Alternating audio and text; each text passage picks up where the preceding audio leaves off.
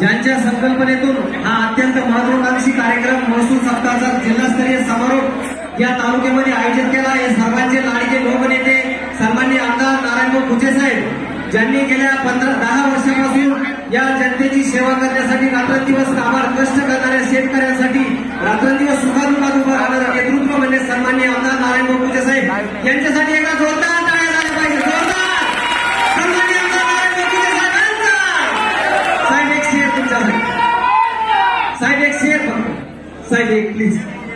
जंगल भी वही है और शेर भी वही, जंगल भी वही है और शेर भी वही, ना शेर बदला ना उसे कोई बदल पाएगा, असं सर्वांचं सर्वसामान्य लोकनेते सन्माननीय आमदार नारायणभाऊ कुचे साहेब।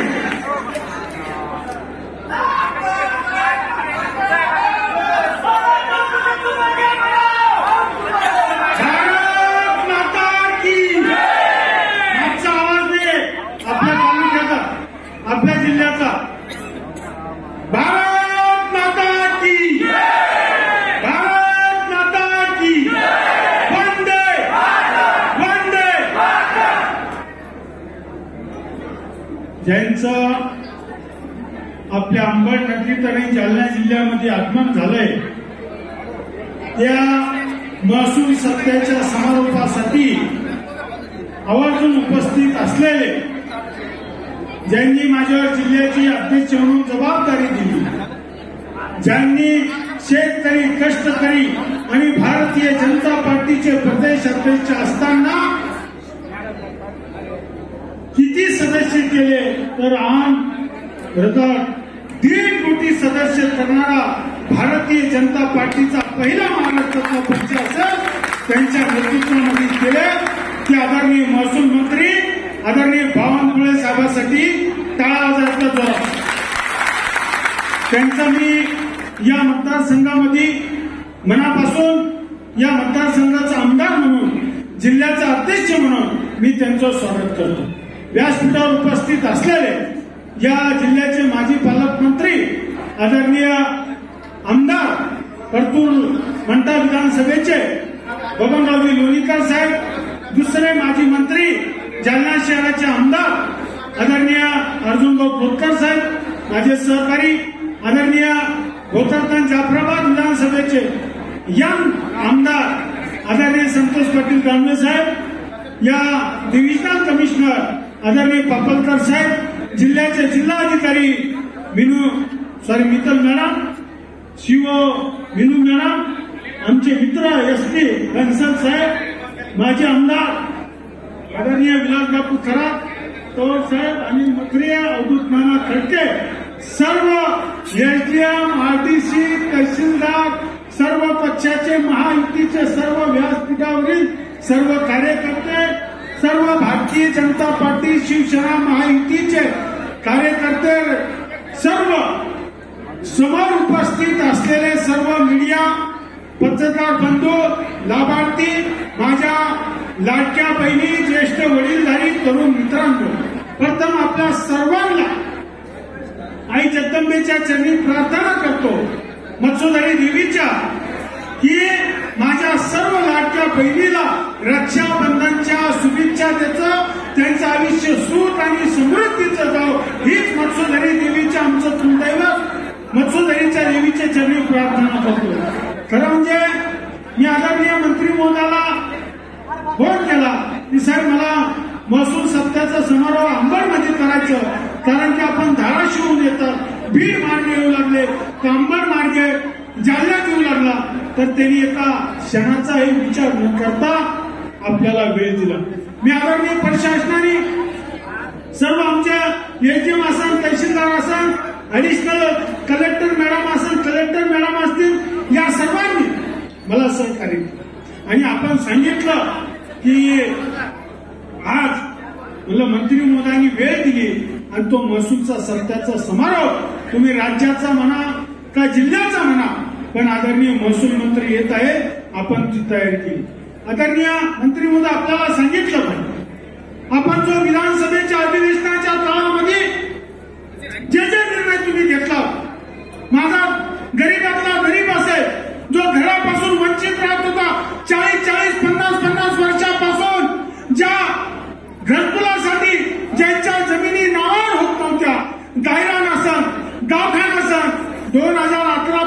जे अतिक्रमण धारक होते त्यांच्यावर 500 स्क्वेअर पासून ते 1500 स्क्वेअर पर्यंत नावावर करण्याचा निर्णय तुम्ही घेतला. मी तुमच्या मतदारसंघाचा आमदार म्हणून, जिल्ह्याचे अध्यक्ष म्हणून तुमच्या मनापासून अभिनंदन करतो, धन्यवाद देतो. आपल्याला गरज आहे की नाही अशा काही लोकांचं गेली 40 वर्ष 50 वर्षापासून नावं होत.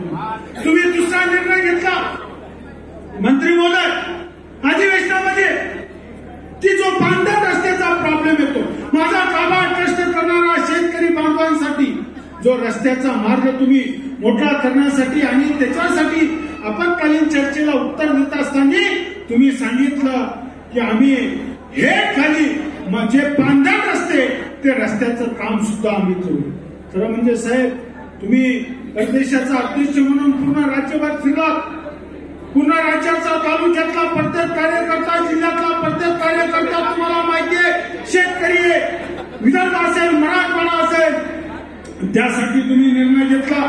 खरं म्हणजे तुम्ही अजून एक निर्णय घेतला, कारण की हे मंदिर अहिल्यादेवी होळकरांनी माझ्या या अंबड तालुक्यातलं मत्स्योदरीचं मंदिराचा जीर्णोद्धार कोणी केला असेल तो अहिल्यादेवी होळकरांनी केला, हे सर्वांनी सांगितलं. आणि अहिल्यादेवी होळकरांचा तुम्ही एक निर्णय घेतला साहेब 6 मे 2025 रोजी, त्यामुळे तुमचं अभिनंदन करायला तुम्ही खूप मोठे पात्र. पुण्यश्लोक अहिल्यादेवी होळकर यांच्या 300व्या जयंतीनिमित्त त्यांचं कार्य, त्यांचं विचार, त्यांची प्रेरणा, जीवनगाथा पुन्हा नव्यानं जनसामान्यापर्यंत प्रभावीपणे पोहोचवावे, राज्यातील तसेच विदेशातील समान मनात त्याविषयी पुन्हा नव्याने जाणीव निर्माण होण्यासाठी मध्ये लोगो तयार करण्याचा निर्णय तुम्ही घेतला. तो पुण्यश्लोक अहिल्यादेवीचा लोगो असला पाहिजे. हा निर्णय कधी नाही घेतला जे अहिल्यादेवी होळकरांनी हजारो मंदिराचा जीर्णोद्धार केला. अशा हजारो निर्णय तुम्ही महसूल मंत्री म्हणून घेतात. प्रदेशात अध्यक्ष म्हणून गेल्या वेळेस तुम्ही ऊर्जा मंत्री होता, तेव्हा मी तुमच्यासोबत काम करीत असताना ऊर्जेची का परिस्थिती या अंबड शहरामध्ये नेहमी करता लोड शेडिंग व्हायची. मी तुम्हाला बोललो होतो, तुम्ही फोन करून सांगितलं की अंबड शहराची लोड शेडिंग होता कामा नाही. अरे तुम्ही या शहरासाठीच नव्हे तर राज्यासाठी जो जो निर्णय घेतला त्याचं अभिनंदन करावं तेवढं कमीच. मी एक 2-3 प्रश्न आपल्या समोर मांडतो. आदरणीय मंत्री महोदय, हे मत्स्योदरी देवीचं मंदिर याचा प्रस्ताव पर्यटन मध्ये गेलाय. याला 40 कोटी रुपयाचा कलेक्टर साहेब, तत्कालीन कलेक्टर साहेब राठोड साहेब होते आणि आपले याच्या अगोदरचे कलेक्टर बदली झाली पांचाळ साहेब यांनी 40 कोटी रुपयाचा या मंदिराचा आजूबाजूचा सगळा पर्यटन मध्ये जीर्णोद्धार म्हणून प्रस्ताव देण्यात आला. तो आपण करून द्यावा. अंबड शहराची पाणी पुरवठा योजना GR निघला, जायकवाडी तो पाणी द्यायचं 130 कोटी रुपयाची टेक्निकल सँक्शन होऊन आपल्या शासन दरबारी त्याचाही निर्णय मला करून द्यावा ही विनंती करतो. बोलण्यासारखं खूप काही अगोदर उशीर झाला. मी पुन्हा एकदा मला जिल्हा अध्यक्ष म्हणून आपण ही जबाबदारी म्हणून संघटनेमध्ये तुम्ही जसं संघटनेमध्ये काम करता तशी मला ही जबाबदारी दिली त्याबद्दल तुमचं मनापासून आभार मानतो. आणि पुन्हा एकदा सांगतो साहेब, छोटासा कार्यकर्ता म्हणून या विधानसभेमध्ये तुम्ही कोणत्याही निधी कमी पडून देत नाही हे भाग्य समजतो. आणि पुन्हा एकदा आपल्या मनाचे मी या मतदारसंघाचा आमदार म्हणून, जिल्ह्याचा अध्यक्ष म्हणून मी तुमचं मनापासून अभिनंदन करतो. तुम्ही वेळ दिला त्याबद्दल आपले सर्वांचे आभार. मी व्यासपीठावर सर्व प्रशासन माझ्या खांद्याला खांदा लावून काम केलंय त्याबद्दल मी सर्वांचे आभार. आपण सर्वजण आलात त्याबद्दल तुमचे आभार मानतो. यानंतर कोणी बोलणार नाही, मंत्री मग बोलणार आहे त्याच्यानंतर भारत माता की बावनकुळे साहब तुम आगे बढ़ो, देवा भाऊ तुम आगे बढ़ो. धन्यवाद. जय हिंद, जय मास्टर, जय हिंद. धन्यवाद साहेब, धन्यवाद साहेब, धन्यवाद साहेब. अत्यंत पोतरिकीने तुम्ही गेल्या 3 आठवड्यापासून या मतदारसंघाच्या विकासासाठी अविरत कार्य करत आहात. मी सन्माननीय बावनकुळे साहेबांना आमंत्रित करतो की आपण व्यासपीठावर येऊन मार्गदर्शन करावं. तत्पूर्वी मी एक साहेबांसाठी एक तुमची जी अतिशय महत्वाकांक्षी जी योजना आहे की प्रत्येक शेतकऱ्यांसाठी रस्ता झाला पाहिजे, शेतीसाठी रस्ता झाला पाहिजे, त्याच्यासाठी एक छोटासा शेअर या ठिकाणी साहेबांसाठी या ठिकाणी समोर प्रदर्शित करत आहे। जिंदगी तब बेहतरीन होती है जब आप खुश होते हैं, जिंदगी तब बेहतरीन होती है जब आप खुश होते हैं, लेकिन जब जिंदगी तब बेहतरीन होती है जिसकी आपकी वजह से लोक खुश होते। आपच्या या निर्णयामुळे सर्व जनतेला या ठिकाणी नक्की दिलासा मिळाला आहे। धन्यवाद साहेब। सन्मान्य आमदार चंद्रशेखरजी बावनकुळे साहेब। भारत माता की एवढा ऊर्जावान आमदार आहे आणि तुम्ही इतके ऊर्जावान असले पाहिजे का ऊर्जावान आमदार निवडून दिला तुम्ही। भारत माता की वंदे छत्रपती शिवाजी महाराज की, धर्मवीर छत्रपती संभाजी महाराज की, महामानव डॉक्टर बाबासाहेब आंबेडकर की, येळकोट येळकोट। उठावून आपण ज्या पवित्र स्थळावर बसलेलो आहे, आई अहिल्यादेवी होळकरांचं हे अत्यंत पावन पवित्र स्थळ आहे। येळकोट येळकोट। आजच्या या राज्यस्तरीय महसूल सप्ताहाच्या समारोपाच्या कार्यक्रमाला उपस्थित ज्यांनी आपलं संपूर्ण आयुष्य हे समाजाच्या सेवेकरता समर्पित केलं आहे आणि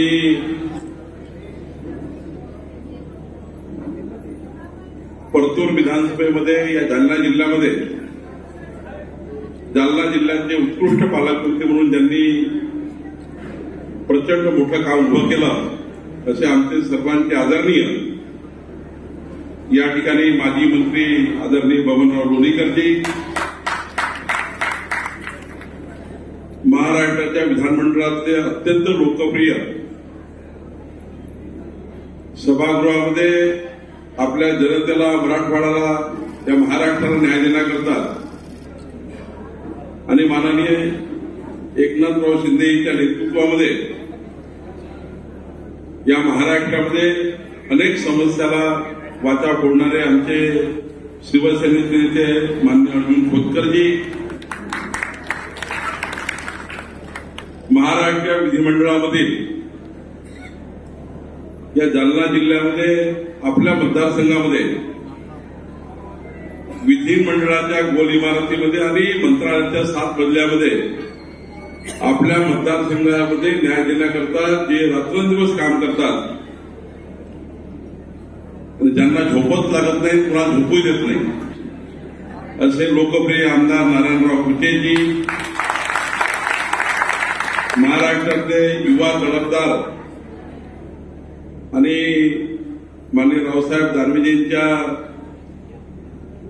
कार्यशैलीमध्ये ज्यांनी आपला एक मानाचा तुरा तयार केला असे माननीय संतोष दानवे साहेब, आमदार संतोष दानवे साहेब, आपले विभागीय आयुक्त जितेंद्र पापडकरजी, आपल्या जिल्हाधिकारी आशिमाजी, माननीय पोलीस अधीक्षक अजय कुमारजी, आपल्या मुख्य कार्यकारी अधिकारी मिन्नू पीएमजी या ठिकाणी उपस्थित माननीय अनिल मकरेजी, बद्री पठारेजी, अवधूत घाळवेजी, देवीदासजी कुचे, विलासबापू थोरातजी,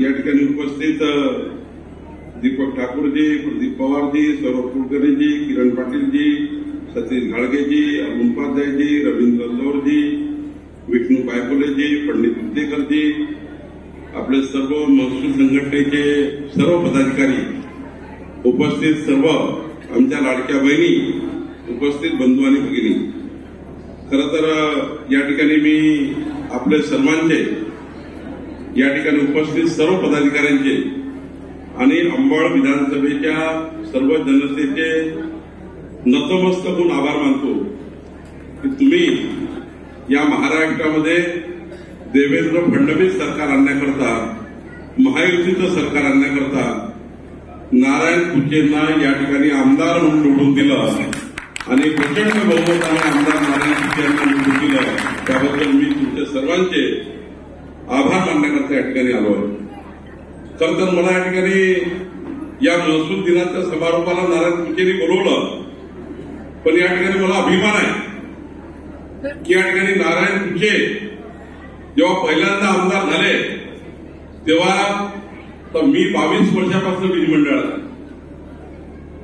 या ठिकाणी लोणीकर साहेबांना मोठा विधिमंडळाचा अनुभव आहे, पण जेव्हा नारायण कुचे विधिमंडळात आले तेव्हा मला असं वाटलं नारायण कुचेला 2, 3, 4, 5 वर्ष हे विधिमंडळाची गोल इमारतीमध्ये आपल्या विधिमंडळामध्ये जे प्रश्न निर्माण होतात ते जसं कोर्टामध्ये वकील लागतं तसं विधिमंडळात आपला आमदार लागतो. विधिमंडळामध्ये आमदार हा मंत्र्यासमोर आपल्या विधिमंडळातले प्रश्न मांडतात आणि विधिमंडळामध्ये मग आमचे मंत्री त्या प्रश्नाचं उत्तर देऊन मंत्रालयाच्या 7 मजल्याच्या इमारतीमधून त्या विधानसभेमध्ये निर्णय होतात आणि त्या विधिमंडळाला पैसा मिळतो, त्या विधानसभेला सरकारचा निधी मिळतो. मला अभिमान या गोष्टीचा आहे. मी पहिल्यांदा 2004 मध्ये जेव्हा निवडून आलो तेव्हा मला विधिमंडळाच्या गोल इमारतीमध्ये आणि मंत्रालयाच्या 7 मजल्याच्या इमारतीमध्ये एक टेबल फिरून अभ्यास करण्याकरता खूप वेळ लागला.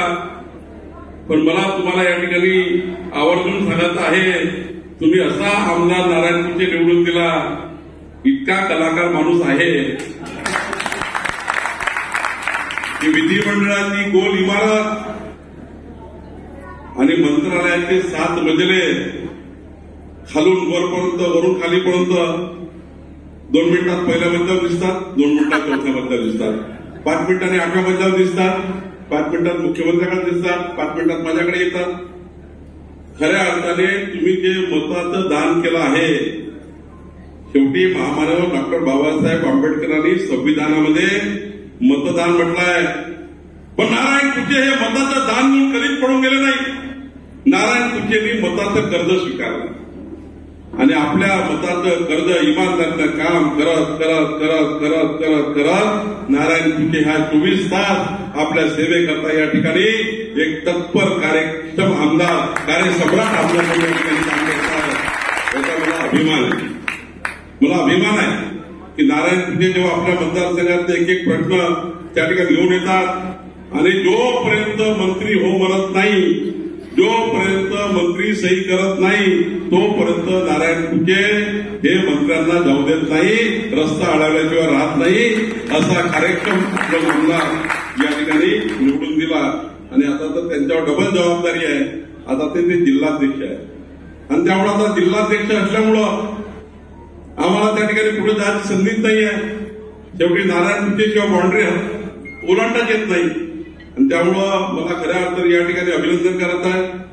आज मला गोष्टीचा अभिमान आहे की देवेंद्र फडणवीस सरकार आपलं सरकार आलं आणि या सरकारने 3 महत्वाच्या विषयावर काम चालू केलं. माननीय देवेंद्र फडणवीसजींनी सांगितलं, अर्जुनराव, की आपलं सरकार लोकाभिमुख असलं पाहिजे, आपलं सरकार पारदर्शी असलं पाहिजे, आपलं सरकार गतिमान असलं पाहिजे. गतिमान, पारदर्शी आणि लोकाभिमुख सरकारची भूमिका या ठिकाणी देवेंद्र फडणवीस सरकारने स्वीकारली आणि आम्ही जे मंत्रिमंडळामध्ये मंत्री आहोत या सर्वांनी देवेंद्र फडणवीसचा जो संकल्प आहे, कारण माननीय प्रधानमंत्री मोदीजींनी 2047चा विकसित भारत हा संकल्प केला.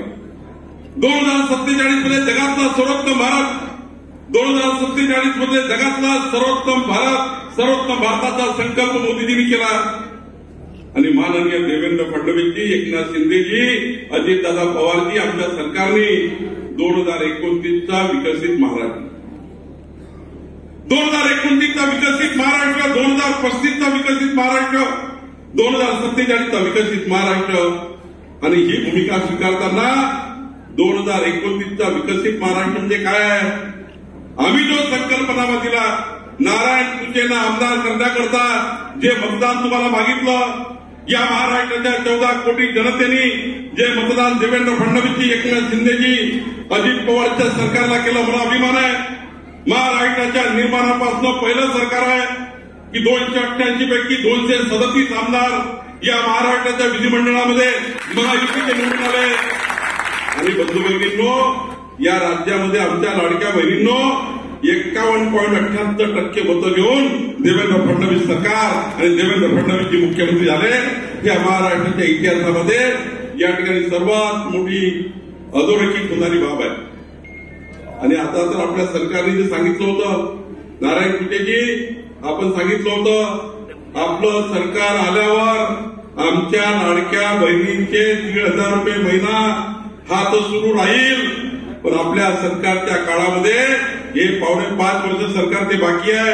या काळामध्ये आपलं सरकार आमच्या लाडक्या बहिणींना 2,100 रुपये महिना देणार आहे. तोही आपण त्या ठिकाणी पुढच्या काळात सुरू ठेवणार आहे.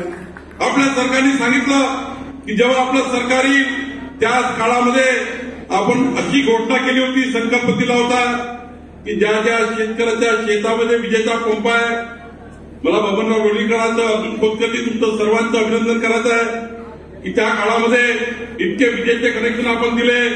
या राज्यातल्या 45 लक्ष शेतकऱ्यांना चांदण्यापासून, बांद्यापासून, जालन्यापासून नागपूरपर्यंत, कोल्हापूरपासून सिंधूरपर्यंत 45 लाख शेतकऱ्यांना पुढचे 5 वर्ष शेतातल्या पंपाचं विजेचं बिल येणार नाही. हा संकल्प आपल्या सरकारने केला. 5 वर्ष विजेचं बिल येणार नाही. आणि आता तर माननीय देवेंद्र फडणवीसजींनी काल सांगितलं, आज आपल्या गरीब माणसाला 8 रुपये 10 पैसे, सर्वसाधारण जनतेला 8 रुपये 10 पैसे विजेचा रेट आहे. 8 रुपये 10 पैसे विजेचा रेट आहे. प्रत्येक वर्षी पत्रकार मित्रांनो, हे आवर्जून त्या ठिकाणी आपण या आपल्या माध्यमातून जनतेला सांगितलं पाहिजे की 8 रुपये 10 पैसे आता विजेचा रेट आहे. प्रत्येक वर्षी 10% रेट वाढतो. प्रत्येक वर्षी 10% रेट वाढतो. म्हणजे 8 रुपये 10 पैसे रेट आहे तर 80 पैसे 80 पैसे 80 पैसे म्हणजे पुढचे 5 वर्ष जर पकडले तर 8 4 रुपये रेट वाढणार. म्हणजे 8चे 8 रुपये 10 पैसे, मग 4 रुपये वाढणार, 12 रुपये रेट होणार. जर आताची दरवाढ पकडली तर 12 रुपये येणार. पण माननीय मुख्यमंत्री देवेंद्र फडणवीसजींनी आता ज्या पद्धतीनं काम केलं, 2029ला जेव्हा नारायण कुचे पुन्हा तुम्हाला मत मागायला येईल तेव्हा तुमचा 12 रुपये रेट राहणार नाही, तुमचा रेट 6 रुपये राहील, अर्धा झालेला राहील. हा निर्णय माननीय देवेंद्र फडणवीस सरकारने घेतला. खऱ्या अर्थाने विजेच्या रेटमध्ये 50% कपात होण्याचा निर्णय 2029 मध्ये त्या ठिकाणी होणार आहे. मला या ठिकाणी सांगत आहे, आमच्या सरकारने निर्णय घेतला की शैक्षणिक दाखल्याकरता आमच्या मुलाच्या शिक्षणाचा कोणताही दाखला जर लागेल त्या दाखल्याकरता 500 रुपयाचा स्टॅम्प बबनरावजी लागायचा. आता आपल्या सरकारने निर्णय घेतला. महसूल मंत्री मला जबाबदारी दिली देवेंद्रजींनी, मी निर्णय घेतला, आमच्या सरकारने निर्णय घेतला, माननीय मंत्रिमंडळाने मंजुरी दिली, देवेंद्रजींनी मंजुरी दिली. आणि आता अर्जुनराव, आता 1 रुपया कोणताही स्टॅम्प पेपर मुलाच्या शिक्षणाच्या दाखल्याकरता लागणार नाही. हा निर्णय आपण केला. हा सर्व घरांना आता कोणत्याही मुलांच्या शिक्षणाच्या दाखल्याकरता कास्ट सर्टिफिकेट काढा, इन्कम सर्टिफिकेट काढा, डोमेसाइल सर्टिफिकेट काढा, कुठलाही सर्टिफिकेट काढा, आता कुठलाही स्टॅम्प पेपर लागणार नाही. आणि आपण निर्णय घेतला, माननीय प्रधानमंत्री मोदीजींनी या राज्याला 30 लाख घरं दिले आहेत. प्रधानमंत्री आवास योजनेमध्ये 30 लाख घरं देणार आहे. मी जिल्हाधिकारी यांनी आमच्या सर्व एडीओला सांगितलं आहे की आमचे जेवढे घरकुल लाभार्थी आहे या घरकुल लाभार्थ्यांना 5 ब्रास बाळूची 5 घरपोच तलाठ्याने नेऊन दिली पाहिजे. 5 ब्रास बाळूची 5 ही घरपोच तलाठ्याने नेऊन दिली पाहिजे. 3-4 लावी जो निर्णय घेतलेला आहे तो या महाराष्ट्राच्या इतिहासामध्ये कधीच निर्णय झाला नाही. माननीय मुख्यमंत्र्यांनी सांगितलं ज्यांना ज्यांना घरं मंजूर होतील त्यांना 5 ब्रास मोफत वाढूची 5 आम्ही या ठिकाणी देणार आहोत. आणि एवढंच नाही नारायणराव, तुमच्या मतदारसंघात जेवढे ग्रामपंचायती आहे आणि ज्या ग्रामपंचायतीमध्ये वाळूघाट आहे त्या सर्व ग्रामपंचायतीमध्ये जे बांधकामं चालू आहेत त्यांना तिथली वाढू देणे ही तहसीलदारची जबाबदारी आहे. तिथे ग्रामपंचायतमध्ये एखादं बांधकाम खाजगी बांधकाम चालू असेल त्याला 600 रुपये प्रतिभा साकारून त्यांना वाढू देणे ही जबाबदारी आपली आहे. आता तर मी मोठ्या प्रमाणात तुम्हाला 50 क्रेशर एका जिल्ह्याला आता मी कलेक्टरला सांगणार आहे या महिन्याभरामध्ये आपल्याला 50 नवीन क्रेशर द्यायचे आहे. कशाचे क्रेशर द्यायचे आहे? कृत्रिम वाळू तयार करणे. नदीची वाळू त्या ठिकाणी चोरी चालू आहे. तिला नदीची जी वाळू चोरी आहे तिला आम्ही थांबवणार आहे. ती वाळू तर मिळणार आहे आपल्याला कारण ते वाळू भाटाचे टेंडर होतील. पण या राज्यामध्ये कृत्रिम वाळूचं धोरण आम्ही आणलं आहे आणि पुढच्या 5 वर्षामध्ये या ठिकाणी सर्व जेवढे बांधकामं पीडब्ल्यूडीचे आहे, इरिगेशनचे आहे, जिल्हा परिषदेचे आहे, ग्रामपंचायतचे आहे हे आता नैसर्गिक वाळूवर होणार नाही. हे बांधकामं क्रेशरवरनं दगडखानीवरनं जी वाळू तयार होईल त्या वाळूवर या ठिकाणी आता बांधकाम होणार आहे. त्याच्यामुळं एम स्टँड कृत्रिम वाळू धोरण आपण नवीन आणलं आहे. मला या ठिकाणी अभिनंदन करायचं आहे. खरं तर जो महसुली सप्ताह या ठिकाणी आपण चालवला सर्वात महत्वाचा निर्णय आपण काय घेतला? या सरकारचा सर्वात महत्वाचा निर्णय आहे पुढच्या 5 वर्षामध्ये एकही शेतकऱ्याचा पांदन रस्ता हा पक्का झाल्याशिवाय राहणार नाही. हा निर्णय आपल्या सरकारने घेतला. मी त्याचा अध्यक्ष आणि मी ठरवलाय मी एका जिल्ह्यात 5-5 वेळा 10-10 वेळा जाणार आहे. बाबुराव परतूरला येणार आहे. मला सर्व तहसीलदार सर्व एडीओला सांगायचं आहे आपल्या महसुली रेकॉर्डमध्ये जे रस्ते आहे सिंगल डॉटेड रस्ता आहे, डबल डॉटेड रस्ता आहे त्याला पुन्हा मोकळा करायचा आहे. जेवढे महसुली रेकॉर्डवर रस्ते आहेत तेवढे मोकळे करून दोन्ही बाजूला झाडे लावायचे आहे. दगड लावला तर दगड उडून टाकतात पण झाड लावलं तर झाड तोडता येत नाही कारण पोलीस गुन्हा दाखल करतात, फॉरेस्टवाले गुन्हा दाखल करतात. आणि परमनंट झाडं लावले तर पिढ्यानं पिढ्या माणूस कळतं का हा रस्ता आपला इथनं आपली बाउंड्री आहे. पुढच्या 1 वर्षामध्ये या महाराष्ट्रातल्या सर्व रस्त्यांची बाउंड्री आम्ही फिक्स करणार आहे. दुतर्फा झाडे लावणार आहे आणि या राज्यातले सर्व रस्ते मोकळे करून देणार आहे. आणि 2 शेतकऱ्यामध्ये वाद चालू असेल, 2 शेतकऱ्यामध्ये वाद चालू असेल, मामलेदार कोर्टाची केस असेल, 143 रस्ता असेल, मी ठरवलाय 12 फुटाच्या कमी रस्ता असणार नाही. 12 फुटाचा कमीत कमी रस्ता असला पाहिजे. या ठिकाणी रस्त्याची कुठली भानगड शेवटी शेतकऱ्याच्या शेतात रस्ता असल्याशिवाय, शेतकऱ्याच्या शेतात वीज असल्याशिवाय, शेतकऱ्याशिवाय पाणी असल्याशिवाय, जर शेतकऱ्याला वीज मिळाली, शेतकऱ्याला पाणी मिळालं, शेतकऱ्यांना रस्ता मिळाला, शेतकऱ्याचा बेरोजगार पोरगा कधी चपराची नोकरी मागत जाणार नाही, कुणाच्या घरी जाणार नाही, तो आपली मोटरसायकल काढून शेतामध्ये गेल्याशिवाय राहणार नाही. हेच खरं परिवर्तन आहे.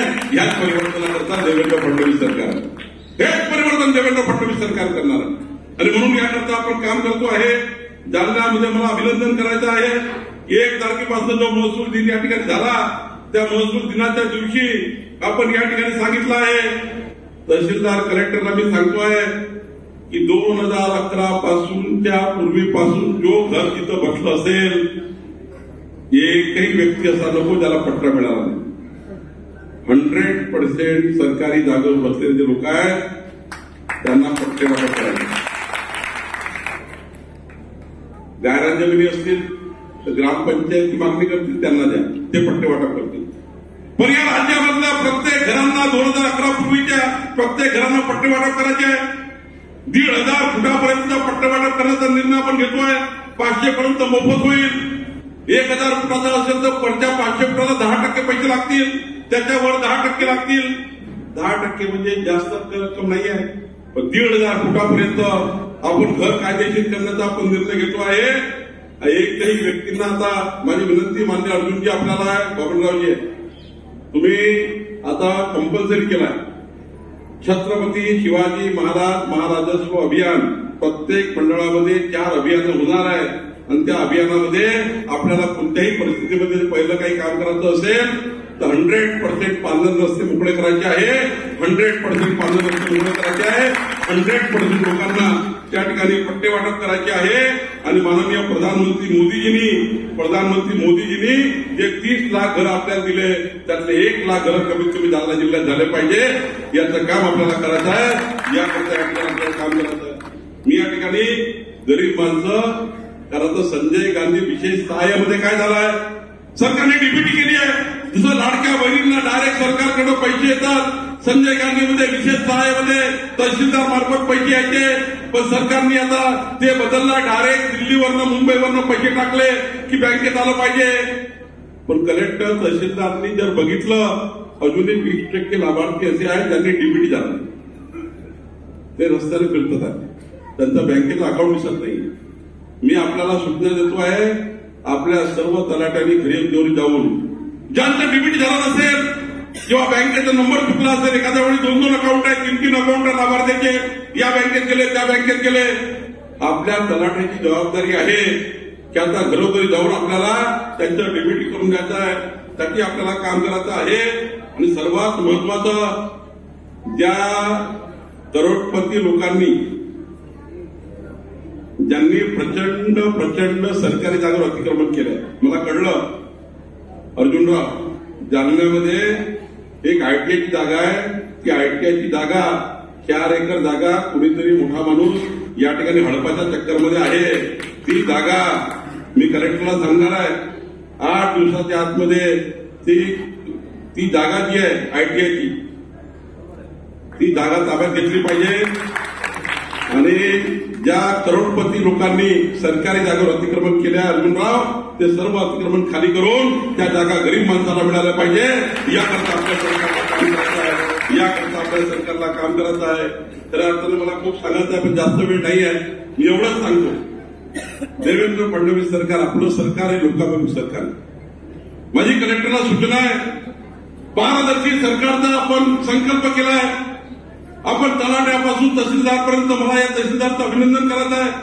खरं तर मला विजय चव्हाण नावाच्या तहसीलदारांनी सांगितलं, मी जेव्हा त्यांच्याशी बोललो सत्कार करताना, खरं तर 64 रस्त्याच्या केसेस त्यांनी सुनावणी केल्या. त्यांनी सांगितलं मला अर्धन्यायिक प्रकरण मी एआयच्या माध्यमातून आम्ही सोडवण्याचा प्रयत्न करतोय. जन्म मृत्यूच्या प्रमाणपत्र त्यांनी त्या ठिकाणी 100 पेक्षा जास्त प्रकरणं एआयच्या माध्यमातून केले. मला विजय चव्हाणांनी सांगितलं 100% अवैध उत्खननाचं वाहतूक बंद करण्याचं काम ते करतात आहे. 126 गुन्हे या ठिकाणी अवैध उत्खननावर त्यांनी दाखल केले. 7.52 कोटी रुपयाचा दंड त्यांनी त्या ठिकाणी बोजा कमी केला. 77 वाहने पकडल्या गेली. 400 घरांना डीबीटीचं त्या ठिकाणी त्यांनी रेग्युलेशन करून दिलं. 0% पेंडन्सी आणि 1000 पेक्षा जास्त प्रमाणपत्र या ठिकाणी दिले. आणि खऱ्या अर्थाने स्वर्गीय आमचे गोपीनाथजी मुंडे साहेब, ज्यांचा आशीर्वाद आम्हाला सर्वांना आहे, त्यांच्या या ठिकाणी स्वर्गीय गोपीनाथजी मुंडे साहेबांच्या या ठिकाणी अपघात विमा योजनेच्या माध्यमातून त्यांच्या केसेस पूर्ण केल्या. खरं तर एखादा तहसीलदार, एखादा तलाठी जेव्हा चांगलं काम करतो त्याचं अभिनंदन केलं पाहिजे. मी विजय चव्हाणचं अभिनंदन करतो. पण हे करताना माझी विनंती सर्व तहसीलदारला आहे, आता मी 4 तास बैठक घेणारच आहे. कुठल्या तहसीलदारांनी काय केलं, कुठल्या तलाट्यांनी काय केलं. आणि आता तर मी फेसॅप आणतोय. फेसॅप म्हणजे काय, केंद्र सरकारने फ्रंटलाईन वर्करला फेसॅप म्हणजे केंद्र सरकारने फ्रंटलाईन वर्करला फेसॅप दिला. म्हणजे यानंतर जर तलाठी असेल, तलाठी आपल्या गावामध्ये आपल्या हलकामध्ये जाऊनच त्याला आपल्या फोनवरनं आपला डोळा मिटकवून त्याची हजेरी घ्यावी लागणार. म्हणजे प्रेझेंटली तहसीलदारची आता त्याच्या तहसील कार्यालयामध्ये आता बायोमेट्रिकवर नाही, त्यांच्या मोबाईलवरनं त्यांना आपली प्रेझेंटी दाखवा लागणार. तलाठी जर आपल्या हलक्यात गेला नाही, मंडळ अधिकारी आपल्या हलक्यात गेला नाही आणि तो हलक्यात जाऊन त्यांच्या एरियात जाऊन त्यांच्या स्थानिक क्षेत्रात जाऊन त्यांनी फेसॅपवर आपली हजेरी लावली नाही, त्या दिवशी त्याची अपसेटी लागणार. आणि आता तर मी असं सॉफ्टवेअर आणतो आहे जे आता विजय चव्हाण म्हटलं, एआयचा वापर असा होणार आहे की दिवसभरात तुम्ही काय काय काम केलं हे सरकारला मंत्रालयामध्ये जालन्यावरनं काढणार, इथनं काढणार सरकारने. आम्ही डॅशबोर्ड करतोय, कुठल्या तहसीलदारने कुठल्या त्या ठिकाणी तलाट्यांनी काय काय काम केलं त्याला डॅशबोर्डवर टाकलं की मंत्रालयामध्ये डिस्प्ले होणार आहे. या तलाट्यात जर मी नाव काढलं, या तलाट्यांनी आज दिवसभरात काय केलं तर डॅशबोर्डवर येणार. आज तहसीलदारने किती ऑर्डर पास केले डॅशबोर्डवर येणार. आज आमच्या कलेक्टरनी काय काय केलं डॅशबोर्डवर येणार आहे. आमच्या एडीओनी काय केलं डॅशबोर्डवर येणार आहे. कारण लोकाभिमुख गतिमान सरकारचा जर तुम्हाला भूमिका स्वीकारायची असेल तर आपल्याला मोठ्या पद्धतीवर ऑनलाईनच्या माध्यमातून काम करावं लागेल. मगाशी मला एक अपंग व्यक्ती भेटला, त्याचं नाव मी विसरलो. त्यांनी सांगितलं, साहेब आम्ही अपंग लोक आहे, आमच्या या ठिकाणी आमच्या सर्व योजना तुम्ही ऑनलाईन करा. मी त्याला शब्द येतो की आमच्या सर्व योजना आम्ही ऑनलाईन करणार आहे आणि पुढे या ठिकाणी मजबूत काम करणार आहे. मी या ठिकाणी एवढंच सांगेन, आपलं सरकार हे पारदर्शी गतिमान सरकारच्या माध्यमातून जनतेच्या आशा अपेक्षा पूर्ण करणारं आपलं सरकार आहे आणि म्हणून आपण सर्व जनतेचे सेवक म्हणून काम करणार आहोत. नारायण कुटे असतील, अर्जुनराव असतील, आमचे दानवे साहेब असतील, आमचे लोणीकर साहेब असतील, आमच्या पंकजाताई पालकमंत्री असतील, आम्ही सर्व जनतेचे सेवक आहोत. आम्ही जनतेच्या सेवकाच्या स्वरूपात आहे. आम्ही पब्लिक सर्वंट आहोत, मालक नाही आहोत. आम्ही जनतेचे सेवक म्हणून आम्ही काम करतो आणि जनता ही आमची मायबाप. आमच्या सरकारने स्वीकारला जनता ही आमची मायबाप. खरं तर आम्ही आमच्या जनतेकरता 14 कोटी जनतेकरता आमचं सरकार काम करणार आहे आणि म्हणून नारायण कुटेजी मी तुमचं अभिनंदन करतो, आमच्या जिल्हाधिकाऱ्याचं अभिनंदन करतो. त्यांनी आपलं हा महसुली अभियान चांगलं चालवलं आहे. पण आता एक बबनराव आपण मोठं अभियान आणतोय. राष्ट्रनेता माननीय नरेंद्र मोदीजी, राष्ट्रनेते माननीय नरेंद्र मोदीजी यांचा जन्मदिवस 17 सप्टेंबरला आहे आणि राष्ट्रपिता महात्मा गांधी यांची जयंती 2 ऑक्टोबरला आहे. हे जे 17 सप्टेंबर ते 2 ऑक्टोबर आमचे तहसीलदार, आमचा एसडीओ, आमचे कलेक्टर हे सर्व गावागावात जाऊन या अभियानामध्ये खऱ्या अर्थाने महत्वाचे सर्व महसुली विषय जनतेला तहसील कार्यालयात त्याची गरज पडली नाही पाहिजे. आमचे अधिकारी गावात गेले पाहिजे याकरता आम्ही काम करायची सुरुवात करतोय आणि 17 सप्टेंबर ते 2 ऑक्टोबर पर्यंत हे अभियान चालणार आहे. मी पुन्हा एकदा जालना जिल्ह्याच्या सर्व महसुली अधिकाऱ्यांचं, आमचे एसडीओ, आमचे तहसीलदार, आमचे त्या ठिकाणी जिल्हाधिकारी, आमच्या जिल्हा परिषदेच्या सीओचं मी अभिनंदन करतो. खरं तर मला शिकायचं आहे तुमच्याकडे, सीओ जिल्हा परिषद, आपने मुझे जो बताया कि आपके महिला बचत गट ने जिस प्रकार से काम किया है वो काम मेरे जिला परिषद के सीओ को मैं कहूंगा नागपुर के महामुनि को कि आपसे बात करें और आपने महिला बचत गट के लिए जो काम किया है उसके लिए और सरकार से क्या मदद चाहिए उसके लिए मैं और देवेंद्र जी काम करेंगे. आप महिलाओं का रोजगार की जो बात कर रहे हैं इसके लिए सरकार पूरी तरह से आपके पीछे खडी आहे. आमचे या ठिकाणी एसपी पोलिसांचे त्यांनी या ठिकाणी खऱ्या अर्थाने हा जिल्हा चांगला निवडण्याकरता, आपला पोलीस प्रशासन मजबूत करण्याकरता, शेवटी महत्वाचं काय आहे, आमचे पोलीस जेवढं चांगलं काम करतील, आमचे कलेक्टर जेवढं काम करतील तेवढं चांगलं सरकार म्हणून, तेवढं चांगलं सरकार म्हणून आम्ही त्या ठिकाणी आपली भूमिका पार पाडतो. आणि म्हणून मी पुन्हा एकदा माननीय नारायण कुटेजी, नारायण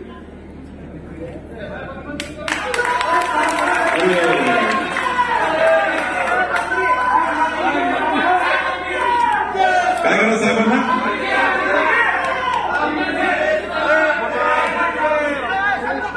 तुमचा निरोप मी देवेंद्र फडणवीस साहेबांना कळवतो. तुमचा निरोप मी देवेंद्र फडणवीस साहेबांना कळवतो. पण